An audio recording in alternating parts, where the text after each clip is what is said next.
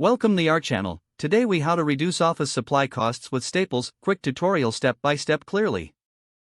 To reduce office supply costs with Staples, begin by assessing your current inventory. Take stock of the supplies you frequently use. Identify items that are overstocked or rarely needed. Next, create a list of essential office supplies that your team requires. Visit the Staples website or app to explore available products. Utilize the search feature to find specific items on your list. Compare prices among similar products to find the most cost-effective options. Check for bulk purchase discounts, which can lead to significant savings. Sign up for Staples Rewards to earn points on purchases. Monitor promotional deals or sales events that Staples offers regularly. Consider using the Staples Business Benefits program for additional savings. If possible, consolidate orders to take advantage of free shipping offers. Regularly review your supply usage to adjust future orders accordingly. Finally, communicate with your team about preferred suppliers to avoid unnecessary purchases. If the page does not load, refresh the browser or try again in a private or incognito window.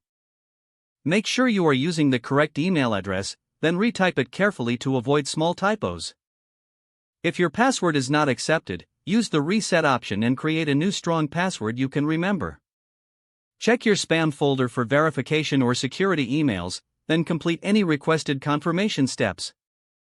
Enable two-factor authentication if available to improve account security and reduce unauthorized access risk. After signing in, review your profile details so your contact information and settings are accurate and current. If you see an error message, note it down and try again after restarting your device and internet connection. Log out when you finish, especially on shared devices, to keep your account and payment information secure. If the page does not load, refresh the browser or try again in a private or incognito window. Make sure you are using the correct email address, then retype it carefully to avoid small typos.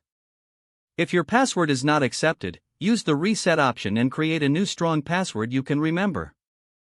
Check your spam folder for verification or security emails, then complete any requested confirmation steps.